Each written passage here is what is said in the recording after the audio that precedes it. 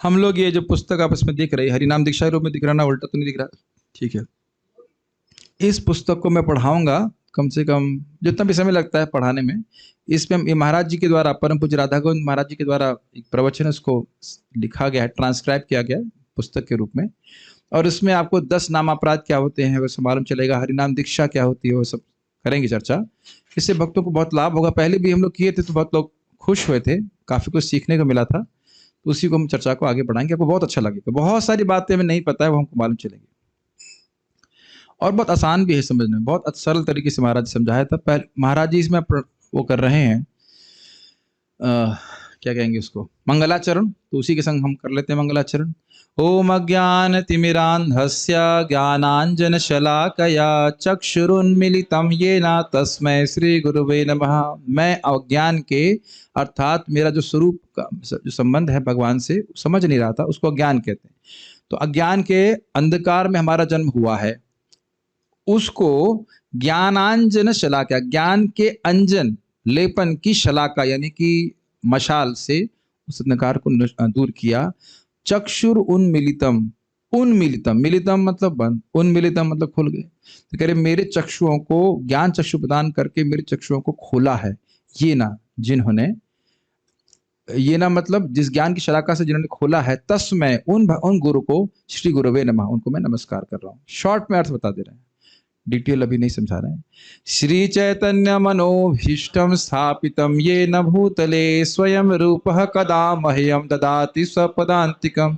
श्री चैतन्य महाप्रभु के मन के अभिष्ट को, राग मार्ग की भक्ति को जिन्होंने भूतल पे, पृथ्वी पे स्थापित किया, स्वयं रूपः जो स्वयं श्रील रूप गोस्वामी हैं, कदा स्वयं श्रील रूप गोस्वामी कदा मतलब कब, मह्यम अर्थात मुझको, ददाति स्वपदान्तिकम अपने चरणों के अंत यानी चरणों के आश्रय प्रदान करेंगे। कब मुझे इस प्रकार से प्राप्ति होगी, ये प्रार्थना कर रहे हैं श्रील रूप गोस्वामी जी से। वंदे हम श्री गुरो श्रीयत पद कमलम श्री गुरुन वैष्णवांश्च श्री रूपम साग्र जातम सहगण रघुनाथान्वितम तम सजीवम। वंदे हम, अहम वंदे मैं वंदना कर रहा हूँ श्री गुरु गुरुदेव की, श्रीयुत पद कमलम उनके दोनों चरण कमलों की, श्रीयुत पद कमलम दोनों चरण कमलों की वंदना कर रहा हूँ। श्री गुरुन और अन्य सारे गुरुओं की, केवल दीक्षा गुरु ही नहीं होते हैं, ये समझना होगा इस पॉइंट में भी। केवल एक मात्र दीक्षा गुरु ही नहीं जो हमें सब कुछ सिखाते हैं, बहुत सारे वैष्णव जो सिखाते हैं उनके लिए, इसलिए यहाँ पे बहुवचन का प्रयोग करते हुए कहा है कि वह सब। और सारे वैष्णव जो हमें गुरु के रूप में हमारे जीवन में आए, उन्होंने हमको मदद करी है तो उनके प्रणाम कर रहे हैं। लेकिन सारे वैष्णव हमको सिखाते नहीं, तो कह रहे हैं वैष्णवांश। समझ रहे हैं? श्री गुरु मतलब दीक्षा गुरु, श्री गुरु मतलब जितने भी विभिन्न प्रकार के शिक्षा गुरु जो हमारी सहायता करते हैं। ये कैच करिए, नहीं कर पाए कोई बात नहीं, मैंने बॉलिंग ठीक से नहीं करी और ये पुस्तक भी वैसे आ रहा है तो इसको भी मन कर रहा पढ़ा दूं, बहुत अच्छा ग्रंथ है, इसको भी कर दीजिए स्कैन, पढ़ा दें। हरिनाम चिंतामणि, हरिनाम का इस सत्र चलता रहे, बहुत सुंदर ग्रंथ है ये तो, श्रील हरिदास ठाकुर जी के द्वारा बहुत सुंदर ग्रंथ है। लेकिन ये किसने लिखी है, अनुवाद किसने किया है मुझे नहीं पता ना। हाँ ठीक है, सही है। अच्छा, तो ये समझ में आ रहा है कि सारे वैष्णव गुरु नहीं होते, लेकिन वह भी सम्माननीय है, तो इसलिए कह रहे हैं वैष्णव को प्रणाम कर रहा हूँ। श्री रूपम रूप गोस्वामी जी, स अग्र जातम, जातम मतलब पैदा हुए, और अग्र जातम मतलब जो पहले पैदा हुए श्रील रूप गोस्वामी के, अर्थात सनातन गोस्वामी पाद।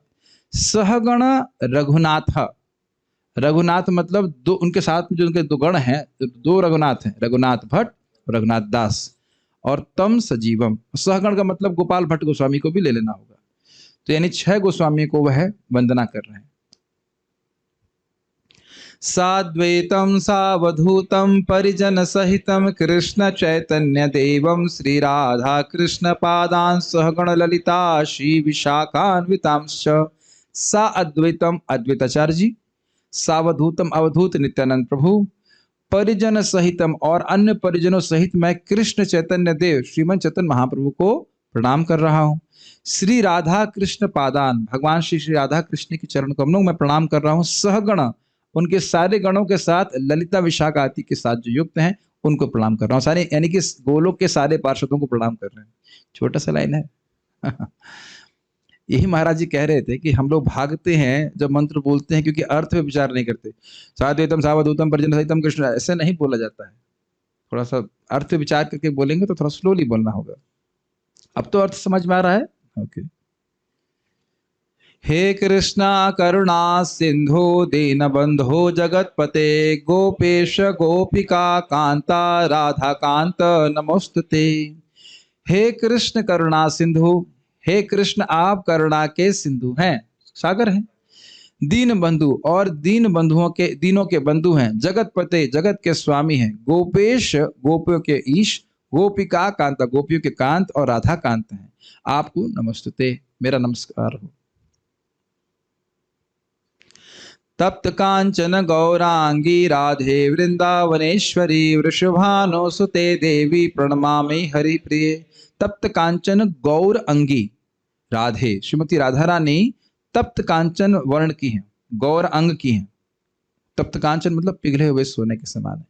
और क्या है? वृंदावनेश्वरी, वृंदावन की वो ईश्वरी है, अधिष्ठात्री देवी है।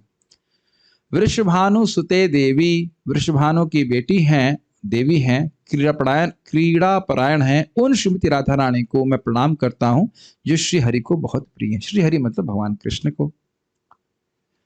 तो स्पष्ट है, तो सब जानते हैं। वांछा कल्पतरुभ्यश्च कृपा सिंधुभ्य एव च पतितानां पावनेभ्यो वैष्णवेभ्यो नमो नमः। मैं सभी वैष्णवों को प्रणाम कर रहा हूं जो वांछा कल्पतरु हैं, जो सभी की इच्छाओं को पूर्ण करने वाले कल्पतरु के समान हैं और कृपा के सिंधु हैं, पतितों को पावन करने वाले हैं। इसके बाद तो आसान है। जय श्री कृष्ण चैतन्य प्रभु नित्यानंद श्री अद्वैत गदाधर शिवासदि गौर भक्त वृंद। पंच तत्वों को प्रणाम कर रहे हैं, श्री चैतन्य महाप्रभु, नित्यानंद प्रभु, अद्वैताचार्य, गदाधर पंडित और सभी भक्तों को। पंच तत्व पृथ्वी जल वायु अग्नि आकाश नहीं है। कभी कभी बोला प्रभु जी पंच तत्व तो हमने सुने, पृथ्वी जल वायु अग्नि आकाश, ये कौन से पंच तत्व है? ऐसे प्रश्न भी भक्त लोग कर देते हैं। सोच सकते हैं कि कहाँ बुद्धि कहाँ गई हुई है, अब क्या बोल सकते हैं। ये तो सब जानते हैं ना ये मंत्र।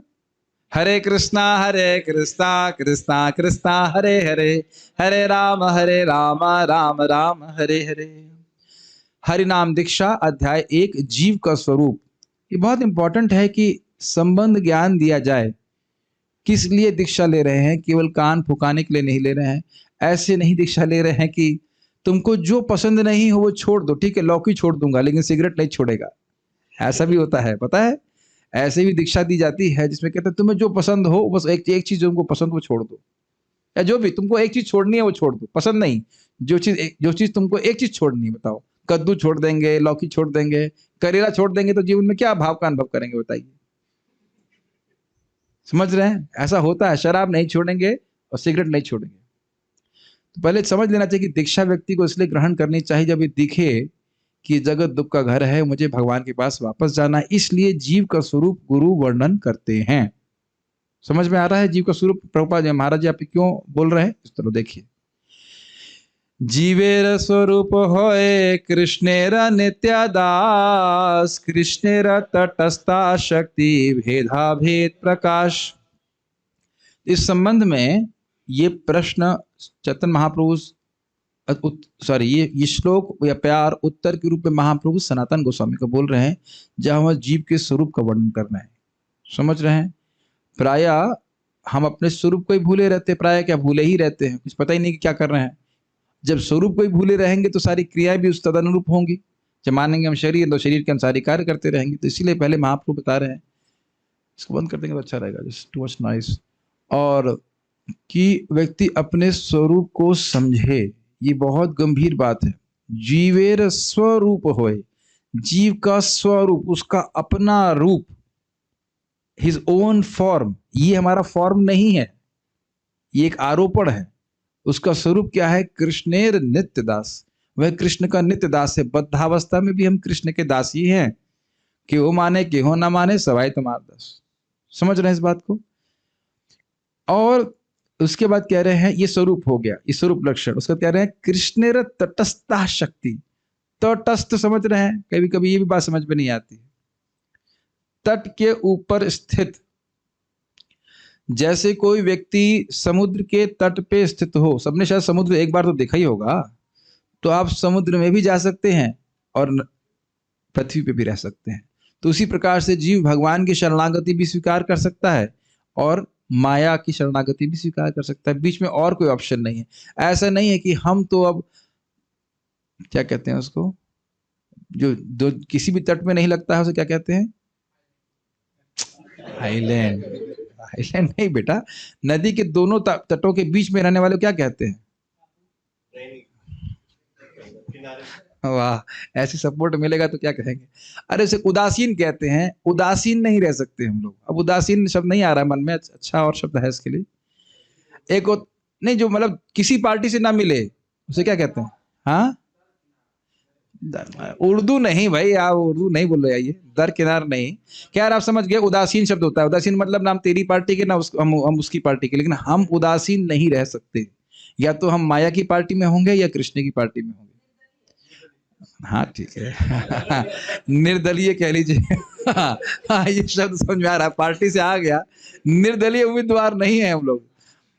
या तो इस माया के तल में रहेंगे या कृष्ण के तल में रहेंगे। तो इसलिए कह रहे कृष्ण तटस्था शक्ति, हमारे पास स्वेच्छा है। आप कहोगे क्यों दी स्वेच्छा? अरे तो प्रेम कैसे करोगे भगवान से, बताइए। बोतल यहाँ रखी रहेगी तो प्रेम थोड़ा करेगी? प्रेम से तो ना बोतल यहाँ पे रखी हुई है। अगर हमारी स्वेच्छा है तभी हम भगवान से प्रेम कर सकते हैं, इसलिए तटस्थ शक्ति के रूप में हम लोग हैं। हाँ, वो याद नहीं आ रहा, उसका शब्द याद नहीं आ रहा अभी। तटस्थ, एनीवेज।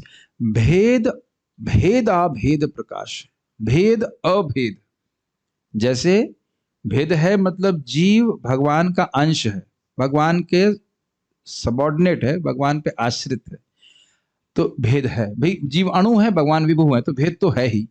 लेकिन जीव सच्चिदानंद है, सच्चिद आनंद, और भगवान भी सच्चिदानंद है। तो ये इस दृष्टि से अभेद है। कुछ समझ रहे? जैसे सूर्य की रोशनी और सूर्य, तो ये संबंध समझना बहुत जरूरी है। क्यों? बहुत, अब मैं कुछ बातें स्वाभाविक रूप से कठोर तो कहूंगा। जैसे मैं बता रहा था कि भाई एक भक्त है जिन्होंने 1 करोड़ रुपए लड़की की शादी में खर्च किया। चलो वहां मान लिया जाए कि, मान भी लिया जाए कि भाई 1 करोड़ से कम में आजकल शादी होती नहीं, ऐसा होता नहीं ना।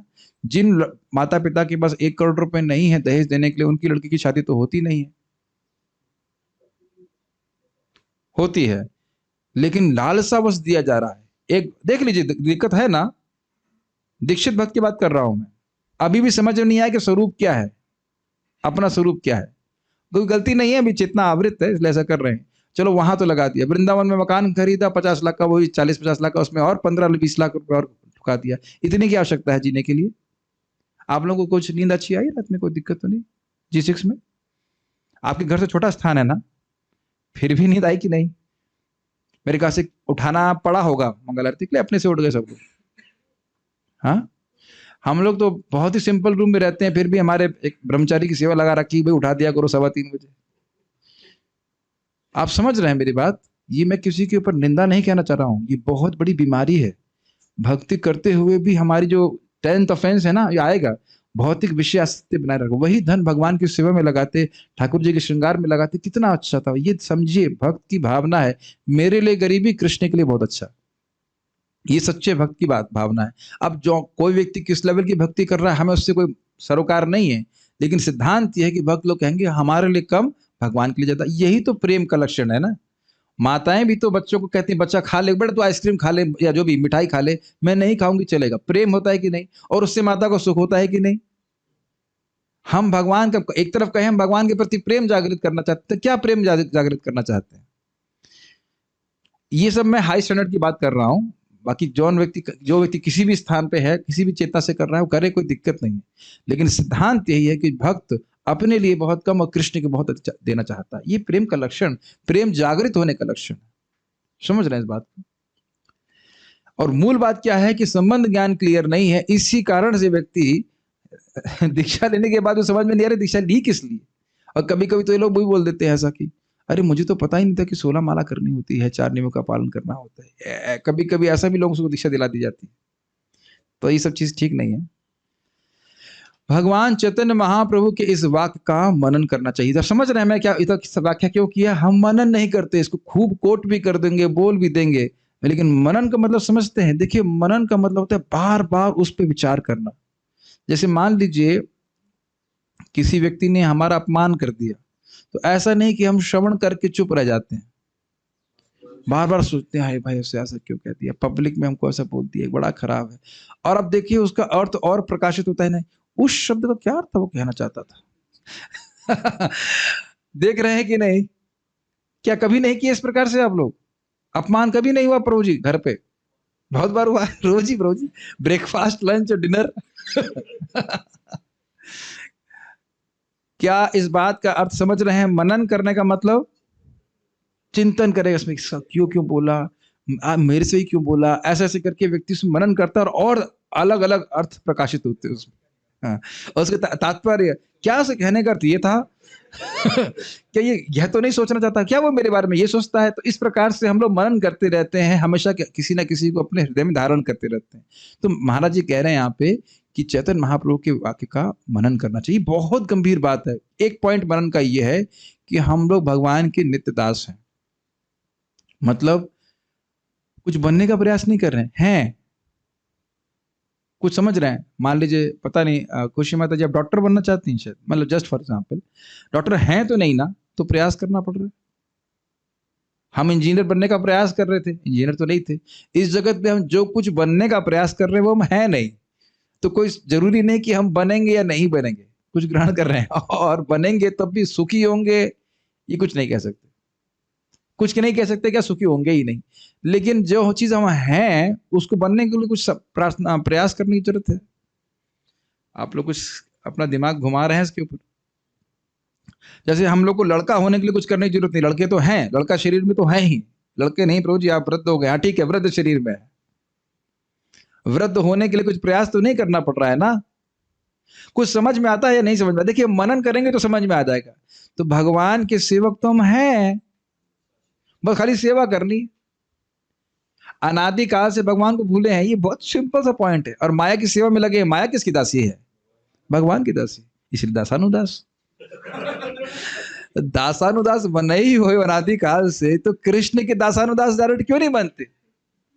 आप देख रहे हैं एक पॉइंट पे हम मनन करेंगे। कहने का ये बड़ा सुंदर बात है, कभी भक्ति मत छोड़ना, क्योंकि आप भक्ति छोड़ नहीं सकते। या तो माया की करेंगे दासानुदास, या प्रभुपाद जी की करेंगे दासानुदास। सेवक तो हम है ही। ये बहुत बहुत बहुत गंभीर इंप्लीकेशन है। कितना भी अपराध हो जाए, कितना भी आपको जब में अच्छा ना लग रहा हो, ये कुछ भी हो, भक्ति नहीं छोड़ना है, क्योंकि हम अपने स्वरूप की तरफ बढ़ रहे हैं, समझ रहे हैं? और बैक आने का चांस नहीं है कुछ। बहुत सुंदर एक मनन पॉइंट में बहुत सारी चीजें हो सकती है। इसका अर्थ समझने की चेष्टा करनी चाहिए। श्रीपाद सनातन गोस्वामी ने चैतन्य महाप्रभु से वाराणसी में पूछा, के आमी केने आमाए जारा तापत्र, मैं कौन हूं और ये तीन प्रकार के ताप मुझे क्यों भोगने पड़ रहे हैं? और महाप्रभु कहते हैं आप जानते हो, लेकिन साधु स्वभाव, साधु का स्वभाव है कि दृढ़ता के लिए पूछता रहता है कि हम सही तो है ना, जो हमारी समझावट हो वो सही है ना, इस प्रकार से। अर्थात मैं कौन हूं? जबकि सनातन गोस्वामी जी क्या कहते हैं, ग्राम में व्यवहार है पंडित कोरी माने, ग्राम व्यवहार में लोग मुझे पंडित मानते हैं, और मैं इतना अज्ञानी हूं कि मैं ये मानता हूं कि मैं पंडित हूं, लेकिन आपन आरा हित अहित कुछ नहीं जाने, मैं अपना हित और अहित कुछ नहीं जानता। इसलिए आप कृपा करके मुझे बताइए कि मेरा क्या कर्तव्य है, समझ रहे हैं क्या करना चाहिए। आज इसी पे थोड़ा सा मैं मनन कर रहा था, जब मैं अभी लौट रहा था गौशाला में, तब सोच रहा था कि कोई कुत्ता है या कोई पशु है, उसके पास तो ये सामर्थ्य ही नहीं है कि वह अपने भविष्य के बारे में कुछ सोच सके। कभी सोचा है आपने? और फिर मैं सोच रहा था कि इंसान अगर ट्रेंड नहीं हो, एजुकेशन नहीं हो, तो वह भी पशु की तरह हुआ ना। कुछ थोड़ा सा इस पॉइंट को लेकर मनन कीजिए तो देखिए आपके ये विचार आपके मन में विस्तारित होता चला जाएगा। बहुत अद्भुत बात है, बहुत स्ट्राइकिंग बात है। इसीलिए जब हमको यही नहीं पता है कि मैं कौन हूं, तो अपने हित के लिए हिताचरण कैसे करेंगे ये बताइए। नहीं मैं समझ में आता होगा। जब हमको यही नहीं पता है कि हम हैं कौन, और उल्टी धारणा, विपरीत धारणा, जो मैं नहीं हूं उसमें मैं हूं की भावना है कि मैं शरीर हूं, तो केवल शरीर के हिताचरण में लगे रहेंगे। कितना बड़ा नुकसान है, कितना बड़ा धोखा है। इसीलिए इस बात को बार बार सुनना चाहिए और मनन करना चाहिए। ये जो आध्यात्मिक विषय हैं, इनका मनन करने से इनकी खुशबू आपके चित्त में फैली रहेगी। मेरी बात समझ में आ रही है? You can always smell that thought, ये मन में बना रहेगा। इसी पे पूरी क्लास हम लोग कर सकते हैं, लेकिन हम फिर भी आगे बढ़ेंगे। इस प्रश्न के उत्तर में भगवान चैतन्य महाप्रभु ने केवल सनातन गोस्वामी का ही नहीं, समग्र जीवों का परिचय दिया। तो आप समझ रहे हैं कि सनातन गोस्वामी जी को शिक्षा की जरूरत नहीं थी, वैसे शिक्षा दी गई 2 महीना उनको। मैं कई बार वक्ताओं को बोलता हूं कि महाप्रभु परब्रह्म हैं और वह एक श्रोता को लेकर के सुना रहे हैं, क्योंकि श्रोता की सुनने की इच्छा थी सनातन गोस्वामी, और एक दिन नहीं 2 महीना सुना रहे हैं। तो श्रोता की इच्छा होनी चाहिए, कितने लोग हैं उस पर कोई निर्भर नहीं करता। एक व्यक्ति से बात कर रहे हैं 2 महीना, और जरा इस पे और विचार कीजिए। वैसे बोल रहा हूं तो इच्छा होती है कि सनातन शिक्षा पे डिस्कशन होना चाहिए, लेकिन कितने सारे जीवन छूटा पड़ रहा है। लेकिन सोचिए, जो भगवान, वही भगवान कृष्ण है ना, चैतन्य महाप्रभु में भगवान कृष्ण खाली 45 मिनट या 1 घंटा बोले भगवत गीता, तो विश्व का सबसे बड़ा ग्रंथ हो गया। अब जब 2 महीना शिक्षा किसी को दिए होंगे तो सोच लीजिए क्या क्या बता दिए होंगे, कल्पना कर लीजिए आप। उसका थोड़ा अंश ही हमको मिला है, विचार कर, और भी सुबह से शाम तक। कुछ समझ रहे हैं? इसे कहते हैं मनन। वैष्णवों ने इस प्रकार से मनन किया है। वो भगवान कृष्ण 1.5 घंटा मैक्सिमम 1 घंटा भगवत गीता बोले तो विश्व का सर्वश्रेष्ठ ग्रंथ हो गया। और सनातन गोस्वामी जी को 2 महीना शिक्षा दिए सुबह से शाम तक, तो कितना दिए होंगे आप उसे कल्पना कर सकते हो। और फिर भी महाप्रभु कह रहे हैं ये तो सिंधु के समान है, मैं तुम्हें बिंदु दे रहा हूं बस। तो आप समझ लीजिए भक्ति कितनी गंभीर है।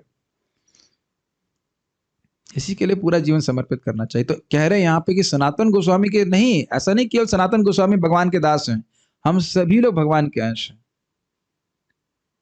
देखिए, एक छोटा सा मनन का पॉइंट ये है कि जब हम सोच लेते हैं कि हम इस व्यक्ति के हैं, तो सहज रूप से हमारा कर्तव्य निर्धारित हो जाता है, और उस कर्तव्य बुद्धि से चाहे हमको अच्छा लगे या ना लगे हम कार्य करते हैं। नहीं समझ में आया भाई? वैसे माता जी आपकी शादी हुई थी केशव सखा प्रभु से, तो आपने क्या मन में आया था? मेरी ये इनसे शादी हो गई है, ये मेरे पति हैं, मेरा कर्तव्य है इनकी सेवा करना। Is it not? और झगड़ा भी होता है, कभी कभी गुस्सा भी होते हैं प्रभु जी, लेकिन आप सोचते हैं ना भाई पति हैं, बच्चे हैं, ये बच्चे मेरे हैं। मैं एग्जाम्पल ले रहा हूँ, सभी परिवार में ऐसे तो होता है कि नहीं, है कि नहीं? भाव होता है ना कि ये बच्चे मेरे हैं, पत्नी इसकी है, जो मतलब मेरी है, तो बोलते हैं। और उसके बाद कर्तव्य करता है, आप पत्नी खाना बनाए या ना बनाए, झगड़ा करे या कुछ भी करे, ये बच्चे सुने या ना सुने, ये एक संबंध स्थापित होने से कर्तव्य बुद्धि आ जाती है। ये समझ में आ रहा है कि नहीं? इसीलिए महाप्रभु संबंध स्थापित कर रहे हैं कि तुम हो कौन। फिर हम कभी ये नहीं कहेंगे how do I feel doing भक्ति, मुझे भक्ति करना अच्छा लग रहा है आज नहीं, उसे को मतलब नहीं है। मैं भक्ति कर रहा हूं, उससे भगवान प्रसन्न हो रहे हैं। जैसे मान लीजिए मंदिर में हम नृत्य कर रहे हैं, तो कहेगा, आपका व्यक्ति कहेगा मेरे को मन नहीं कर रहा है। तू मन का दास है कि महाप्रभु का दास है? प्रश्न बन जाएगा ना। कई बार हम देखते हैं कि लोग मान लीजिए मंगल आरती में सामर्थ्य है मृदंग बजाने का, लेकिन बजाएगा नहीं। उसको पता नहीं भाई तुम मृदंग उस व्यक्ति के लिए नहीं बजा रहे हो, वो गा रहा है भगवान के लिए बजा रहे हो, भगवान उससे प्रसन्न होंगे। एक एग्जाम्पल दे रहा हूँ, उसे बहुत सारे एग्जाम्पल आप विचार कर सकते हो। कर्तव्य बुद्धि का निर्माण होना ही चाहिए, उसी से आगे जाकर के हम भगवत प्रेम प्राप्त कर सकते हैं। ये समझ में आ रहा है कि संबंध का क्या महत्व है? ऑब्वियसली जितना मैंने पिछली बार पढ़ा तो उससे कुछ अधिक बोलूंगा, चाहे वो 2-3-4 दिन में हो या 15 दिन में हो, उससे मतलब नहीं, लेकिन टॉपिक बहुत सुंदर है, बहुत सुंदर टॉपिक है। वास्तव में जीव क्या है? भगवान श्री कृष्ण ने भगवत गीता में कहा है, जिसे श्री चैतन्य महाप्रभु उद्धृत कर रहे हैं, ममेवांशो जीवलोके जीवभूतः सनातनः मनशष्टानि इंद्रियाणि प्रकृतिस्थानि कर्षति मम एव, मेरे जैसा, मेरा ही, मेरे जैसा नहीं है, इवा नहीं है। इतनी संस्कृत समझ गए आप? संस्कृत क्यों नहीं पढ़ती हो? संस्कृत पढ़ो। हाँ, आपको ही बोल रहा हूँ। कहाँ डॉक्टरी इंजीनियरिंग करके जीवन अपना खराब कर लिए। काश मैं बीएचयू में जाके संस्कृत पढ़ लिया तो फिर तो धुआंधार हो, बैंड बजा देते हो कहना चाहिए। लेकिन कितना सुंदर सुंदर कमेंट्री है। प्रभुपाद जी कहते हैं संस्कृत सीख जाए तो कृष्ण कथा का भंडार है उसके सामने, पूरा बहुत सारे ग्रंथ है जो भी अनुवादित भी नहीं है। खैर पता नहीं भगवान क्या चाहते हैं आपसे। मम एव, मेरा ही, यानी ब्रह्मा जी का नहीं, शिव जी का नहीं और किसी का नहीं, अंश, मेरा ही अंश है। कौन? जीव लोके जीवभूतः सनातन। ये जो जीव है, जो जीव मतलब जीवात्मा है, वह मेरा सनातन अंश है। अर्थ समझ रहे हैं? इसका अर्थ यह है कि मुक्ति के बाद भी वह भगवान का अंश रहेगा, भगवान में जाकर के मिलेगा नहीं। ये बहुत अच्छा श्लोक है। और यहां क्या कर रहा है जीव, जो भगवान को पसंद नहीं है, कह रहा है, कह रहे हैं मना षष्ठानि इंद्रियाणि। मन, मन हो गया, और 5 ज्ञानेंद्रियां, षष्ठ मतलब 6, तो यानी कि आंख, आईज, आंख, रूप रस गंध को भोगने वाली ज्ञानेंद्रियां, आंख, नाक, जिह्वा, कान और स्पर्श। तो ये इंद्रियों के द्वारा वह संघर्ष कर रहा है। संघर्ष समझ रहे हैं? ये बड़ा अमेजिंग है, समझ में नहीं आता संघर्ष का मतलब क्या है। देखिए, हमारा शरीर बिल्कुल सुख का स्थान नहीं है, और इस चीज को हम निचोड़ निचोड़ कर सोच रहे हैं कि कुछ तो सुख मिल जाए। जहां सुख है ही नहीं, उसमें निचोड़ निचोड़ कर सुख कर ले रहे हैं। निचोड़ने का समझ रहे हैं? जैसे आप कपड़ा निचोड़ते ना, कुछ तो और थोड़ा पानी और निकल जाए ऐसे करके, ये नींबू से जूस निकालते हैं ऐसे, तो नींबू में फिर भी जूस है, लेकिन हमारे शरीर में कोई जूस नहीं है। हमारे शरीर का जूस बाहर आता है तो वो अच्छा हमको भी नहीं लगता। इस पे कभी हम लोग विचार तो नहीं करते। अब समझ रहे हैं मैं इतना कठोर क्यों बोल रहा हूं? ये शरीर जो कीड़ों के द्वारा खाया जाएगा या जला दिया जाएगा, उसके लिए 20-20, 25-25 लाख खर्च करना चाहिए। ये भक्त का लक्षण है। सोच लीजिए, कभी आप लोग सोचते हैं ऐसा कि आज हम अगर मर जाएं तो हमारा अगर बोली लगाई जाए, भाई शरीर किस काम का है, तो 2 रुपए भी नहीं कोई देगा। जलाओ से खत्म करो। आप देख रहे थे ना, अभी यहाँ पे हम लोग जब मंदिर जाते हैं तो एक बदबू आ रही, किसी की कोई शरीर मरा है, तो बंदर मरा है या कुत्ता मरा है, वैसे ही हम लोग मरेंगे तो मतलब बॉडी छोड़ेंगे, घर छोड़ेंगे, किराए का मकान अगर चेंज करेंगे, तो ये मकान भी उसी तरह एकदम गलना चालू कर देगा। ये तो केवल आत्मा है, इसलिए इस मतलब जीवित अवस्था में, जीवित नहीं कहना चाहिए, मेंटेन्ड है।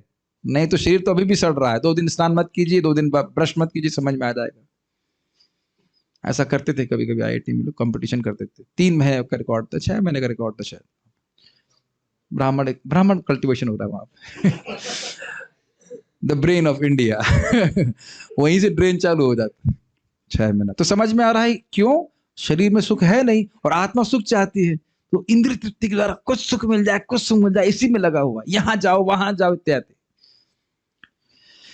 जीव का स्वरूप है कि वह कृष्ण का नित्य दास है, सेवक है, पर जीव इस बात को भूल चुका है, उसे अनादि काल से स्मरण नहीं है। तो ये सब हल्ला मत कीजिएगा कि कब से स्मरण नहीं है, वो है ही नहीं, अनादि काल से। अनादि मतलब जिसकी कोई शुरुआत नहीं है।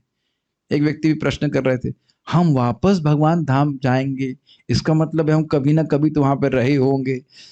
मैंने क्या किया, टेलीग्राम में एक मैसेज का ने किया था प्रश्न, एक सुविधा होती है, जिसने मैसेज किया है उसका मैसेज भी आप डिलीट कर सकते हो। तो मैंने वो बटन दबाया, उधर डिलीट कर दिया। हमने कहा ये सब प्रश्न मत कीजिए। इसीलिए लोगों से टेलीग्राम में मैसेज पूछता हूँ, फालतू प्रश्न करेंगे तो उधर ही डिलीट, इधर भी डिलीट और उधर भी डिलीट, इसका कोई प्रयोजन नहीं है। जो शास्त्र कह रहा है अनादिकाल से, मतलब ऐसा भी नहीं कि हम भूल गए उस समय से, अनादिकाल से, कोई शुरुआत ही नहीं जब से भगवान के से अपने संबंध को भूले हुए। ठीक है, जीव को पुनः भगवान की सेवा में नियोजित करने को दीक्षा कहते हैं। अब ये सब महाराज जी सब क्यों बोल रहे हैं, समझ में आ रहा है? जब व्यक्ति समझ ले कि ना भाई अब हम इंद्रिय तृप्ति के लिए अपना जीवन नहीं, अपितु भगवान की सेवा के लिए समर्पित है, तब दीक्षा लेनी चाहिए। जैसे ये तो अन्वय हो गया, व्यतिरेक में समझिए। एक माता जी थी, केवल एक माता जी ऐसी, सारी माता जी लोग ऐसी नहीं होती हैं। तो एक माता जी को परम पूज्य जय पताका महाराज से दीक्षा लेनी थी। तो उसने सोचा कि अब तो मांस नहीं खा पाएंगे, तो उसने कहा हवाई जहाज का टिकट कटा लिया कि भाई अगले दिन दीक्षा लेनी। तो एक दिन पहले मछली खा के आ गई। ऐसे ऐसे कैरेक्टर होते हैं कि क्या कहा जाए। और महाराज भी अद्भुत हैं। तो दिव्य पुरुष है। पूरा गड्डी लगी हुई थी, महाराज तो बहुत लोगों को दीक्षा देते एक साथ, पूरी गड्डी में से एक पेपर बीच में से खींच ली, कह रहे इसको दीक्षा नहीं देना है। हम सोचते हैं कि गुरु को पता नहीं है। समझ रहे ना मेरी बात? वो कनेक्टेड है भगवान से, एक व्यक्ति से, ये योग्य नहीं है उसको, बेचारी वापस फ्लाइट पकड़ के वापस चलेगी। लेकिन देख रहे हैं कितना ज्ञान है। परम पूज्य गौर कृष्ण महाराज भी इस बात को बोल रहे थे, आपने शायद सुना होगा इसके नाम के ऊपर से कुछ की। वस्तुतः ये भागवत का श्लोक है कि जब ये दिखने लग जाए कि जगत दुख का घर है, तस्मात, तस्मात् गुरुम प्रपद्येता जिज्ञासु श्रेयस उत्तमम शब्दे परे च निष्णातम ब्रह्मणि उपशमाश्रय। तस्मात् तब ये दिखने लग जाए कि जगत दुख का घर है, तो तब व्यक्ति को दीक्षा लेना चाहिए। इसीलिए दीक्षा से पहले व्यक्ति को शिक्षा बहुत महत्वपूर्ण है। नहीं तो ऐसा नहीं यही होगा कि एक दिन पहले मछली खा के चले जाए, उसको दीक्षा लेके आ जाए। समझ रहे हैं? तब कोई कहेगा प्रभु जी अभी तो हमको नहीं दिख रहा है, तो परम पूज्य गौर कृष्ण महाराज बोलते हैं अब ठीक है, अपना संसार लेकर के आइए। संसार से विरक्ति नहीं हो रही है तो संसार लेकर दीक्षा लीजिए। और प्राय लोग आजकल अब इसी तरह से लेते हैं, भाई संसार में भी आसक्ति है, संसार भी बुरा नहीं लग रहा है, तो भी दीक्षा ले लेते हैं। और फिर प्रभुपाद जी इस बात को बोलते हैं कि ठीक है, कम से कम 16 माला जाप कर रहा है, 4 नियम का पालन कर रहा है, तो भक्ति करते करते व्यक्ति को यह अनुभूति होने लगती है। ठीक है, ये काफी इंपॉर्टेंट बात है। मतलब जैसे कोई कहे कि एयरपोर्ट में क्यों जाएंगे, देखने के लिए वहां क्या बिक रहा है कि नहीं, आपको जूस मिल रहा है कि नहीं मिल रहा है, फ्रूट जूस मिल रहा है, होता है, खाने की व्यवस्था होती है, ध्यान दीजिएगा, खाने पीने की व्यवस्था होती है। एयरपोर्ट में वहां प्रयोजन नहीं होता। एयरपोर्ट में का मतलब है कि आप जा रहे हो, उसका मतलब है फ्लाइट पकड़ो। Is it not that simple point? तो दीक्षा लेने का मतलब वस्तुतः ये है कि अब मुझे मानव जीवन की सफलता प्राप्त करनी है, मुझे वापस भगवान के धाम जाना है। जैसे nothing, I am not picking up against you, मैं एग्जाम्पल दे रहा हूँ कि जैसे आप कितना 2 घंटा पढ़ते हैं ना पढ़ाई के लिए, डिस्क्लोज कर दीजिए सीक्रेट, नाम नहीं रख रहे, 16 घंटे पढ़ते हैं। 16, अगर भगवान को 48 देते तो 24 घंटे पढ़ लिए होते, लेकिन 16 भगवान ने लिमिट बना दी कि भी 24 घंटे दी जाए, तो 16 घंटे पढ़ते। 16 घंटे से पहले पढ़ने की जो संकल्प है उसके पीछे, अरे मजाक नहीं बना, मजाक करने का अधिकार तो है ना, डांट तो नहीं रहा हूं, मजाक ही तो कर रहा हूं। तो उसका आधार क्या है? आधार ये है कि एग्जाम क्वालिफाई करना है। नहीं तो मैं कर रहा हूँ क्या 16 घंटे पढ़ाई उसके लिए? आप लोगों ने पढ़ा होगा, इज इट नॉट केशव सखा प्रभु? 16 नहीं पढ़ा होगा, 10 6-7 घंटे। तो जो भी आदमी मेहनत कर रहा है तो उसके पीछे कोई प्रयोजन है ना। तो अगर व्यक्ति दीक्षा ले रहा है, उसके पहले क्लियर होगा कि भाई इस हरिनाम दीक्षा के द्वारा वैष्णव का आश्रय लेके मुझे भगवान की प्राप्ति करनी है, तो कभी वो बोलेगा ही नहीं कि मैं जब कर नहीं पा रहा हूं।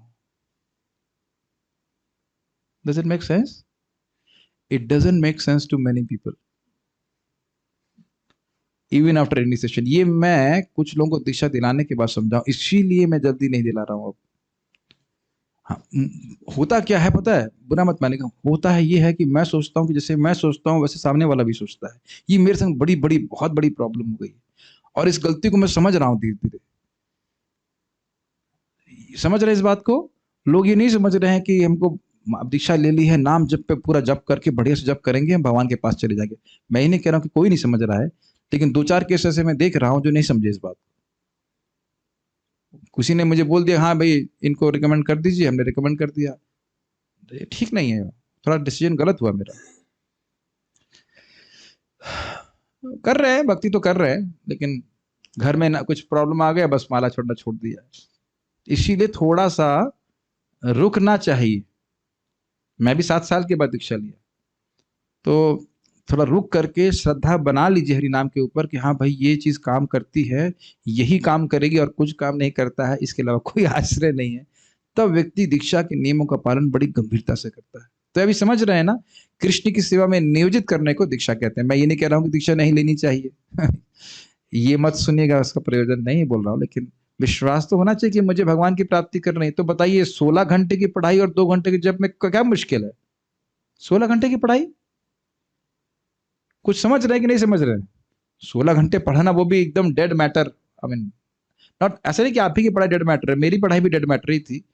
तो वो सबको पढ़ने का प्रयोजन होता है तब तो व्यक्ति इधर तपस्या को नहीं देखता ना। इसलिए वो बोल रहे हैं ये जीव में संकल्प होना चाहिए कि मुझे अब मानव जीवन की सफलता प्राप्त करनी है, भगवान के चरण कमलों को प्राप्त करना। जैसे कि ध्रुव महाराज तो नहीं किए कंप्लेन नारद जी, अरे आप देख नहीं रहे मैं कितना छोटा बच्चा हूं, और आप मुझे यमुना जी में 3 बार स्नान करने के लिए बोल रहे हैं, सुबह उठने के लिए बोल रहे हैं। पापा तो कभी नहीं बोलते थे समझ रहे हैं ये सब नहीं है, ठीक है। अच्छा, भेदाभेद प्रकाश, जीव कृष्ण का दासभूत अंश है, मतलब भगवान का दास है। दासभूत का मतलब होता है दास।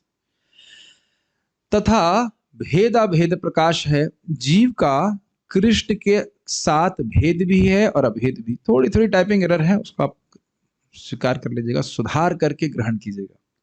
अभेद का अर्थ है बिल्कुल एक जैसा होना। भाई ये कौन किया इसको? आप कहेंगे मैं नहीं किया है, कोई बात नहीं, आज हम माफ कर देते हैं, कल नहीं कह रहे। अब खोले, हम खुद ही एडिटिंग कर लेते हैं। अभेद का अर्थ है बिल्कुल एक जैसा होना। तो भगवान और जीव में समानता कैसे है? बहुत इजी है, बहुत अच्छी तरह समझा रहे हैं। भगवान श्री कृष्ण सच्चिदानंद धन नहीं, सच्चिदानंद घन है। हिंदी पढ़े हो? कितने नंबर आए थे हिंदी में? धन है, इतनी फिलॉसफी नहीं जानते हैं, चश्मा लगवाए। और जीव भी उनका चिन्मय और अविनाशी अंश है। ये कुछ समझ रहे हैं? चिन्मय मतलब चिन्मय का मतलब ओनली कॉन्शियस। जैसे अभी मैं डांट रहा हूं तो जिनको डांट पड़ रही है उनको लग रहा है ना कि मुझसे प्रेम कर रहा हूं। हाँ, प्रेम ही कर रहा हूं, डांट भी प्रेम से दे रहे हैं, लेकिन समझ में आ रहा है ना कि मैं आपको बोल रहा हूं। ऐसा तो नहीं है कि मैं जन सामान्य को बोल रहा हूं, ऐसा तो नहीं लग रहा है ना। समझ रहे हैं ना? कुछ समझ में आ रहा है? ये बड़ा इंटरेस्टिंग है। जैसे मैं विपिन प्रभु को देख रहा हूं तो ये भी मेरी तरफ देख रहे हैं, है ना नटवर प्रभु? कुछ लगता है विशेष? कुछ नहीं विशेष लगता है ना? अब स्पीकर की तरफ देखिए, टीवी की तरफ देखिए, वेबकैम की तरफ देखिए, ये मेरी तरफ नहीं देख रहा है। इसे कहते हैं चिन्मय कॉन्शियस। सच्चिदानंद, सत मतलब शाश्वत, चिद मतलब ज्ञानमय, और आनंद मतलब आनंदमय। जैसे सूर्य की रोशनी और सूर्य में टेम्परेचर वही रहता है, मतलब एक मोटा मोटी बात मान लीजिए, सारे जो प्रकाश का गुण है और वो तेज है वो तो सब बराबर रहता है, लेकिन सूर्य की रोशनी सूर्य पे आश्रित है, उसी से उद्भूत भी हो रही है। उद्भूत मतलब प्रकट हो रही है, ठीक है। लेकिन कृष्ण विपुल प्रभु हैं, महान हैं, और जीव अणु है, यही भेद है। ये समझना बहुत ज्यादा जरूरी है। इससे हमको बहुत बड़ा फायदा हो जाता है। 15वें अध्याय के अंत में आप श्लोक देखेंगे, कृत कृतश्च भारत। जो ये समझे कि कृष्ण मेरे प्रभु हैं, मैं उनका नित्य दास हूं, और फिर भक्ति के द्वारा उनकी सेवा करता है, तो ध्यान दीजिएगा उसका प्रयास विफल नहीं हो सकता। क्या सुंदर बात है। कुछ समझ में आया? 3 पॉइंट याद रखने हैं। भगवान कौन है? अभी है या आगे भी रहेंगे? कब तक सरकार चलेगी भगवान की? हमेशा रहेंगे। भगवान हमेशा भगवान है। आप कब भगवान बन सकते हो? कभी नहीं। ये भी समझ लेना चाहिए। किसके दास हैं हम? कृष्ण के। क्लियर समझ में आया? बहुत धीरे धीरे जा रहा हूं, समझ लीजिए। और उन भगवान के चरण कमलों की प्राप्ति कैसे होगी? इतना धीरे बोल रहे हैं, लग रहा है मर गए सब यहाँ भक्ति कर गए। इतना जोर से बोलना चाहिए। अगर मान लो मंगल आरती के लिए उठाएं, भगवान की प्राप्ति कैसे होगी? सोने से नहीं। कुछ चीजें तो एकदम जैसे होता ना चिप में लग जाती है, वैसे सोते हुए भी उठा दिया जाए तो बोलना चाहिए, हाँ भगवान की भक्ति से। ये जब क्लियर हो गया तो आपका प्रयास कभी विफल नहीं हो सकता। ध्यान दीजिए कि तथाकथित रूप से भक्ति कर रहा है, रामदास का उदाहरण मैं कई बार दे चुका हूं, राम राम कर रहा है, लेकिन राम बनना चाहता है तो वह एक इम्पॉसिबल, क्या कहेंगे, असंभव प्रयोजन को साधना चाहता है। असंभव बात है, कभी सूर्य की रोशनी सूर्य बन ही नहीं सकती। Does it make sense? भगवान का आशीर्वाद, सारा आशीर्वाद हम पर रहेगा, अगर हम चाहे कितने भी कीचड़ में पड़े हों, कितने भोगों में पड़े रहे हों, कुछ भी हो, लेकिन अगर ये बात हम समझ के नहीं मुझे भगवान की सेवा को वापस प्राप्त करना है, कृष्ण कभी उसको नजरअंदाज नहीं कर सकते। मुझे भी याद नहीं आ रहा है कहाँ था। हाँ, ध्रुव महाराज भगवान की प्राप्ति करने के लिए जैसे उन्मुख हो कि नहीं कुछ भी हो मुझे भगवान विष्णु की प्राप्ति करनी है, तुरंत भगवान विष्णु उनको नारद जी के से मुलाकात करा दी। नारद जी को व्हाट्सएप कौन किया? कृष्ण ने किया। उस समय था, हमेशा है, भगवान के पास व्हाट्सएप हमेशा रहता है, ठीक है, ठीक है, टेलीग्राम सब कुछ रहता है, तुरंत जाओ उसके उस बच्चे को ज्ञान दो। समझ में आ गया? कभी भी जीव भगवान नहीं बन सकता है। जैसे सोने के पर्वत और और उनके कण में कई प्रकार के अंतर हैं, जो उसके वजन, दाम या अन्य भेद से लक्षित होते हैं। वाह, मैं धन्य हो गया ऐसे एडिटर प्राप्त करके।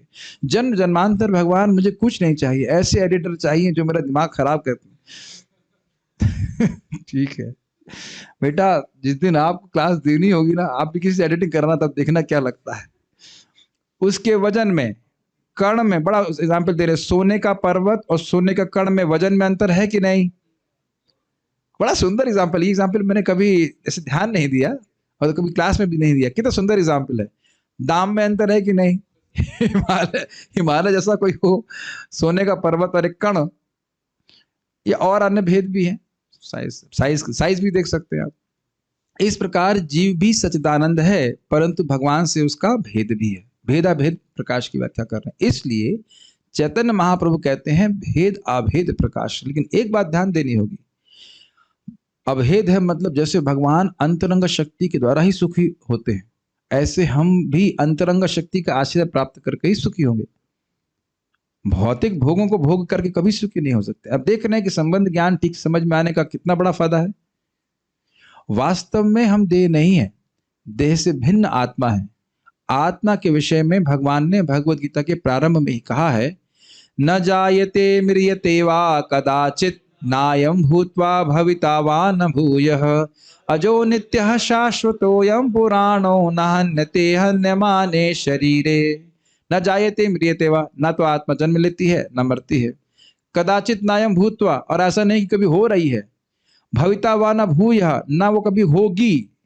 अजः, कभी जन्म नहीं लेती। नित्य है, शाश्वत है। अयम मतलब ये आत्मा, पुराणों, हमेशा से है। न हन्यते हन्यमाने शरीर, और शरीर का नाश होने पर वह उसका नाश नहीं होता है। लेकिन अगर जॉब छूट जाए तो आत्मा का नाश हो जाता है। सुना है आपने कभी कभी किसी का जॉब छूट जाता है, बिजनेस डाउन हो जाता है, कहते हैं साहब खत्म हो गए हम लोग। अरे तुम खत्म हो गए तो बोल कैसे रहे हो? खत्म हो गए तो बोल कैसे रहे हो? तो ये देख रहे हैं अज्ञान। या कभी किसी का छोटा पुत्र मर जाता है, तब भी उसी प्रकार से दुखी हो जाता है। सुना आपने? कई बार देखा होगा कि बच्चा मर गया तो एकदम दुखी हो जाता है। क्या ये संभव नहीं है? क्या ये भक्तों के लिए संभव नहीं? सभी के लिए कुछ भी हो सकता है। इसलिए इससे अभिभूत नहीं होना चाहिए। जिसका जिसका जितना समय तक किराया दिया हुआ उस समय तक उसको शरीर में रहने को मिलेगा। आत्मा का विनाश नहीं होता, न अग्नि उसे जला सकती है, न पानी भिगा सकता है, और न कोई भी अस्त्र काट सकता है। आत्मा के स्वरूप के बारे में महाराज बता रहे हैं, नैनम छिन्दन्ति शस्त्राणि नैनम दहति पावकः न चैनम क्लेद्यन्त्यापो न शोषयति मारुतः अच्छेद्योयम अदाह्योयम अक्लेद्य शोष्य एव च नित्यः सर्वगतः स्थाणुरचलोयम सनातनः। नैनम छिन्दन्ति शस्त्राणि, शस्त्र इसको छेदन नहीं कर सकते। नैनम दहति पावका, अग्नि इसको जला नहीं सकती। किसको? हमको। हमको, ऐसा नहीं किसी और की बात कर रही है। हमको मतलब आत्मा, हम आत्मा। अग्नि नहीं जला सकती, लेकिन फिर वही बात, बिजनेस में कुछ लॉस हो गया तो जलती रहती है आत्मा, है कि नहीं? अब देख रहे कितना बड़ा ज्ञान है हमारा। और अद्भुत बात ये, पता नहीं समझने के लिए, जैसे स्वप्न में देखते ना कभी बहुत बिजनेस ऊपर उठ गया, या ये इसने खराब कह दिया, दुश्मन हो गया, ये हो गया, और जब स्वप्न टूटता है तो क्या? कुछ भी नहीं। तो व्यवहार से इतना अभिभूत नहीं होना चाहिए। व्यवहार तो होगा, व्यवहार तो करना पड़ता है। कभी बिजनेस डाउन होता है, कभी परिवार में कुछ समस्या आती है, लेकिन अगर हम शास्त्र को श्रवण किए हैं नियमित रूप से तो हमारी बुद्धि स्थिर रहती है। इसका मुझ पे कोई वास्तविक कोई प्रभाव नहीं है। ठीक है। न च एनम क्लेद्यन्तापो, जल इसको क्लेद यानी कि गीला नहीं कर सकता। ना शोषयति मारुता, जब गीला नहीं कर सकता तो फिर हवा कैसे सुखाएगी उसको? अच्छेद्योयम अदाह्योयम, ये आत्मा अच्छेद्य है, इसका छेदन नहीं कर सकते। अदाह्य, इसको जलाया नहीं जा सकता। अक्लेद्य मतलब गीला नहीं किया जा सकता। अशोष्य, सुखाया नहीं जा सकता। तो ये एक तरीका ऐसे कहते हैं सांख्य, ये नहीं आत्मा, ये नहीं है। अब आप कहोगे कि छेदन नहीं किया सकता, तो आप सोचेंगे हर वस्तु तो छेद, ऑलमोस्ट सभी वस्तुओं का छेद किया जा सकता है, जलाया जा सकता है, तो ऐसी वो आत्मा क्या वस्तु होगी? तो इस प्रकार से चिंतन करता है तो आत्मा की कुछ धारणा व्यक्ति को हो पाती है। नित्य सर्वगतः स्थान और अचलो यम सनातन, आत्मा नित्य है और सर्वगतः मतलब किसी भी स्थान में रह सकती है। अग्नि में भी रह सकती है। सूर्यदेव का शरीर तो अग्निमय है ना, तो हमें भी आत्मा रह रही है। स्थान और मतलब अपरिवर्तनशील। अचलो यम, अचल भी अर्थ हुआ कि अपरिवर्तन नहीं होता, सनातन आत्मा है। वैसे इसके मैं ऊपर से अर्थ ले रहा हूँ। आप गीता भूषण हम लोग जो व्याख्या की है उसमें पढ़े हैं, उसमें सबके विशिष्ट अर्थ दिए गए हैं। उतना हमारे पास अभी समय नहीं है। इतना बस समझना चाहिए कि आत्मा इस जगत की कोई वस्तु नहीं, इससे अलग है। आत्मा अछेद्य, अक्लेद्य, अशोष और नित्य है। इस विषय में भगवान से उसका अभेद है। भगवान भी इसी प्रकार से। अरे भगवान इस प्रकार से है तो भगवान को बाण कैसे मारे भीष्म देव ने? और बाण मारे तो पार हो जाने चाहिए, लेकिन उनके शरीर से खून निकल रहा है। ये समझना होगा कि ये भगवान लीला प्रस्तुत कर रहे हैं ताकि भीष्मदेव को सुख प्राप्त हो। अरे भाई ये तो ऊपर से जा रही बात है। भक्त हैं भीष्मदेव, परमहंस बोलते हो, और भगवान को बाण मार रहे हैं और सुख मिल रहा है उनको, और भगवान को भी सुख मिल रहा है। हाँ जी, अगर भगवान ऐसे खड़े हो जाते, मार भाई मार, तू मार मार और सारे बाण पार हो जाते तो क्या मजा आता बताइए। वो क्षत्रिय आवेश में भगवान भी हैं और भीष्मदेव भी हैं, तो लीला को प्रस्तुत करने के लिए भगवान इस प्रकार से कर रहे हैं। समझना है तो ये समझना होगा। परंतु अनंत गुणों में सौंदर्य, आनंद और ज्ञान में वह बहुत ही अल्प है। हम लोग कई बार प्रयास किए हैं, फिर से प्रयास करें। भगवान के 6 ऐश्वर्य बताएगा कोई? हाँ हाँ हाँ, तो एक अच्छी आत्मा है यहाँ पे जिनको 6 याद हो गया, नहीं तो 6 याद करने में 6 साल लग जाएगा हमको। और भगवान को वेद हम समतीतानि वर्तमानानि चार्जुना भविष्याणि च भूतानि माम तो वेद न कश्चन। जो कुछ भी भविष्य में हुआ होगा, वर्तमान में जो हो रहा है, भूतकाल में जो कुछ भी हो गया, सब कुछ भगवान को पता है और भगवान से परेशान भी नहीं होते। हमारा जो भूतकाल में बुरी बुरी चीजें हुई इस जन्म की, वो भी भगवान भुला देते तो अच्छा है ना, नहीं तो हम उसी में डिप्रेस हो जाते हैं कि नहीं। और भगवान को सारी सबकी करतूत पता है, कौन कौन कौन क्या क्या कार्य किया है, भगवान से प्रभावित नहीं होते। तो इस प्रकार के भगवान के ज्ञान में, बल में, और जीव के ज्ञान और बल में बहुत भेद है। श्रील प्रभुपाद जी उदाहरण देते हैं, जैसे आकाश में वायुयान चल रहा हो तो उस वायुयान में लगा हुआ प्रत्येक नटबोल्ट वायुयान है। क्या बात है, अमेजिंग एग्जांपल है ना। लेकिन अगर कोई नटबोल्ट जमीन पर गिर जाता है तब कोई ये नहीं कहेगा कि यह भी वायुयान है। कृष्ण वियुक्त जीव ठीक उसी प्रकार है। ये भक्ति स्वाभाविक है, मतलब ये नेक्स्ट टॉपिक है। Thank you, so happy. ये एग्जाम्पल आप लोगों को समझ में आया। इसके फोटो क्यों नहीं डाली? फोटो लगाने के पैसे लगते हैं, सब बताने पड़ेंगे आपको। जैसे आप हवाई जहाज उड़ता हुआ देखिए, कितना सुंदर एग्जाम्पल है। ए देखो वो वहां से हवाई जहाज जा रहा है, तो उस हवाई जहाज में जो लगे हुए नट बोल्ट हैं उन सबको हवाई जहाज कह रहे हैं कि नहीं आप? क्या बात है, क्या एग्जाम्पल है, अमेजिंग। लेकिन वही नट बोल्ट अगर ऊपर से गिर गया, वैसे ऊपर से गिरेगा तो वो गोली बन जाएगा उतनी ऊंचाई से गिरेगा। लेकिन मान लो गिरा किसी पे नहीं गिरा, जमीन पे गिरा, तो क्या कहेंगे? नट गिरा हुआ है। कितना सुंदर एग्जाम्पल है। जैसे पत्ती अगर पेड़ पे रहती है तो हम उसे पेड़ ही तो कहते हैं। अब अभेद हो गया ना, कुछ समझ नहीं। भेदाभेद को समझाने का क्या बोल रहे हैं? नट का वायुयान से अभेद प्रस्तुत होता है और प्रत्यक्ष हम बोलते हैं वायुयान। लेकिन अगर वो गिर गया तो फिर एकदम भेद दिख रहा है। कितना सुंदर है। तो जितना जीव भगवान की सेवा में लगता है उतना ही वह तेजोमय रहता है, शक्तिमय रहता है। उसको भगवान बहुत कृपा करते हैं। जैसे कि आप जानते हैं, अर्जुन भगवान की सेवा कर रहे थे तो कितने कितने बड़े लोगों से वो युद्ध कर लिए। तिमंगल से उपमा दी जा रही थी ना, तिमंगल भीष्म आदि की, और अर्जुन भगवान श्री कृष्ण की कृपा से इतना सब कुछ कर पाए। और भगवान भी इसको बोले हैं भगवद गीता में कि निमित्त मात्रम भव सब साची। तुम केवल निमित्त हो, मेरी शक्ति से सब कुछ पहले से हो चुका है।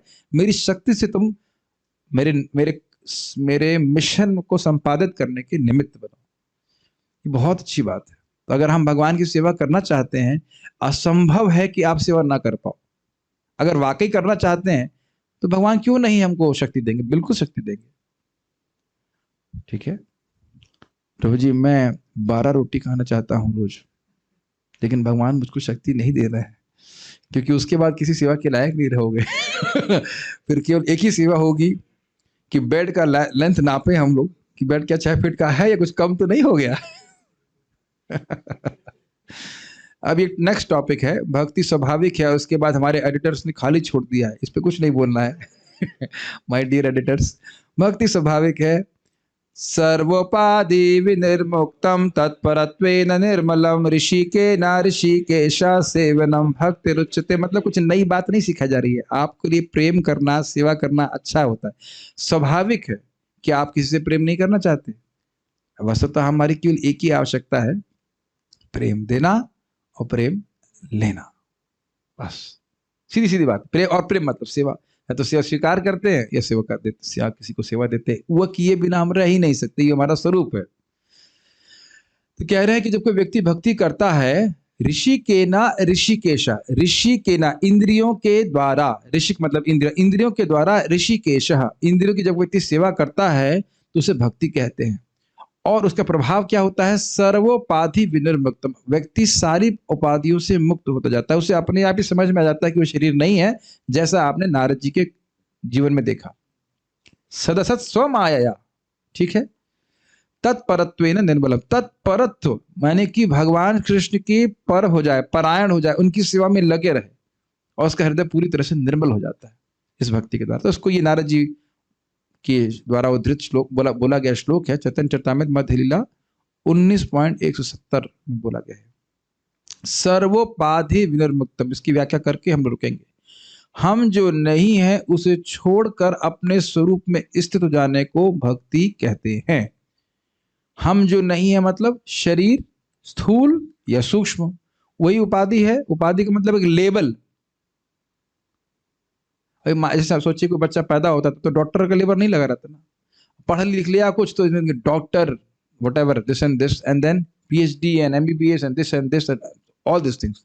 तो ये उपाधि है ना उस व्यक्ति के ऊपर। Does it make sense? तो उसी प्रकार से आत्मा भी उपाधि है। जैसे हम मानने लगते हैं कि हम B.Tech हैं, PhD हैं, इत्यादि इत्यादि, ये मान रहे हैं ना, इसमें तो कोई दिक्कत नहीं समझने में। ऐसे हम ये मान रहे हैं कि हम शरीर हैं, या हम शरीर है, या फिर हम हमारे कह सकते हैं सूक्ष्म शरीर है, स्थूल शरीर है।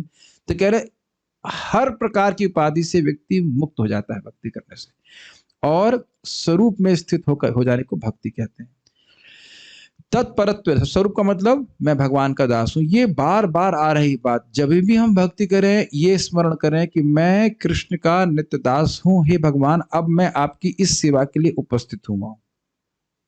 चाहे वो प्रसाद सेवा हो, चाहे वो मंगल आरती की सेवा हो, चाहे वो जप करने की हो, चाहे वो भागवत बोलने की हो या श्रवण करने की हो, इससे आप भगवान प्रसन्न होएं, ये भावना हमेशा रहती। चाहे हम बोले भी नहीं, लेकिन मन में ये अवेयरनेस रहनी चाहिए। देखिए, भक्ति में भी सचेत होना बहुत बड़ी उपलब्धि है।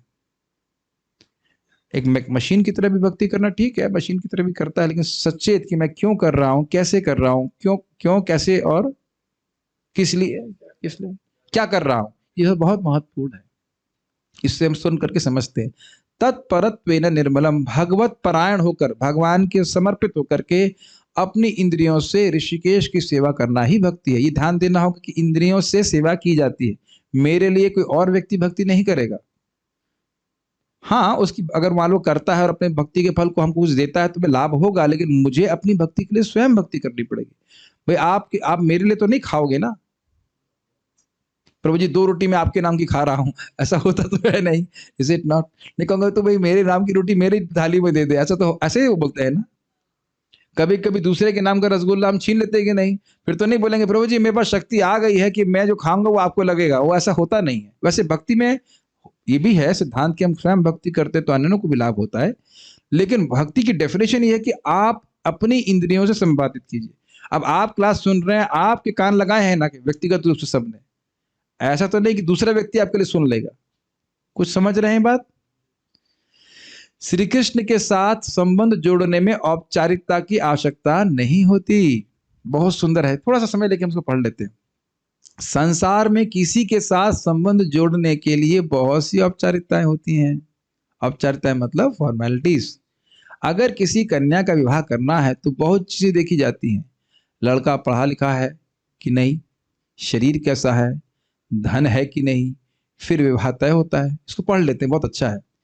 जिसके साथ कोई संबंध नहीं है उसके साथ संबंध स्थापित करने के लिए बहुत सी बातें करनी पड़ती हैं। मेरे मन करा इसको पूरा पढ़ दें, बहुत सुंदर है, खाली पढ़ूंगा आपको समझ में आ जाएगा। जैसे सांस लेना स्वाभाविक है, देखिए देखिए, ओके, कोई दिक्कत नहीं ना। अभी तक सांस लेते हैं, कितनी सांस ली आप लोगों ने क्लास में आने से पहले, क्लास में आते समय? ठीक है। सांस के लिए किसी तरह का प्रयास नहीं करना पड़ता। वैसे ही श्री कृष्ण से प्रेम करना, उनकी भक्ति करना, उन्हें समर्पण करना जीव के लिए स्वाभाविक है। वो उसके परम प्रेमास्पद है, यद्यपि हमें इसके अभी विपरीत लगता है। मन मन को उसके परिवार से या किसी संस्था से संबंध जोड़ने के लिए बहुत उपाधियों की आवश्यकता पड़ती है। अरे भाई, शादी किए थे तो आप माने ना कि लड़की जिससे शादी हुई थी कि ये मेरी पत्नी है, ये मन में सोचे ना, सोचना पड़ा ना, तभी तो आप स्वीकार किए। प्रभुपाद जी बहुत हंसते हैं इस पे, कहते हैं बहुत सी लड़कियां घूम रही हैं, एक ही लड़की के प्रति आपकी भावना होती है, ये पत्नी है, इसका पोषण करेंगे, सबके बारे में तो नहीं सोचते आप।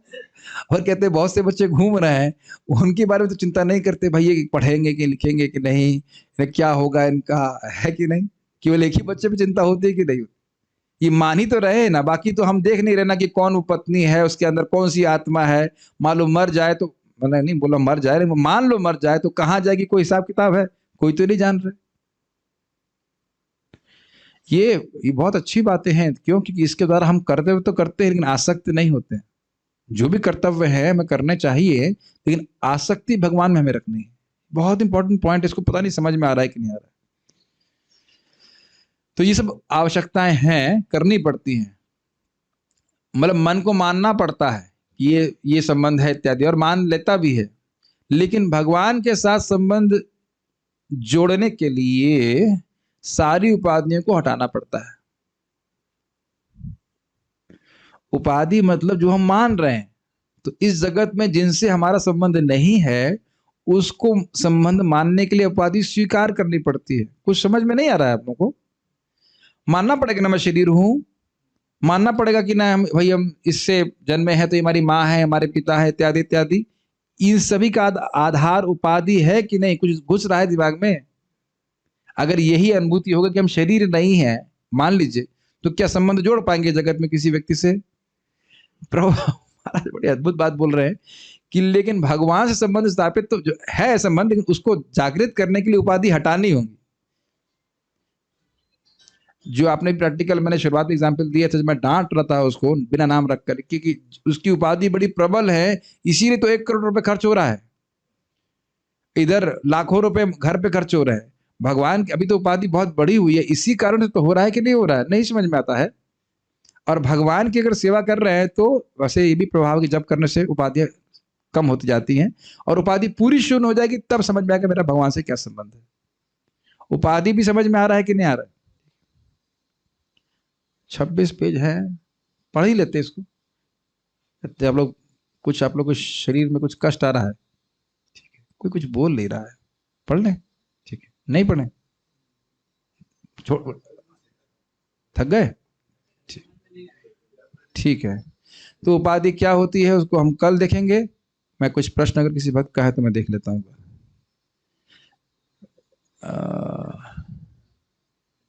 क्या वीडियो ठीक नहीं आ रहा था क्या?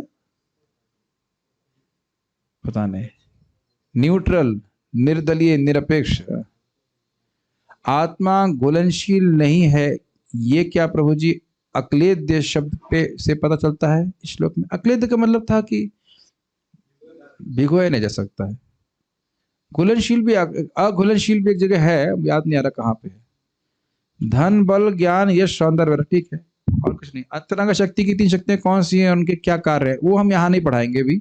जो जितना पढ़ा रहे हैं उस संबंध में प्रश्न तो कर सकते हैं, ठीक है। भक्तों को छोड़ देते हैं, क्योंकि हो सकता है आत्मा को भूख लग रही हो है ना, आत्मा कल्ला रही हो आपकी, तो ये प्रसाद पा लीजिए, आत्मा को प्रसाद खिला दीजिए, और उसके बाद हम लोग इस चर्चा को आगे बढ़ाएंगे। उम्मीद है कि आप लोगों को अच्छा लग रहा होगा। ये काफ़ी इंटरेस्टिंग डिस्कशन है, एटलीस्ट मुझे बहुत अच्छा लगता है।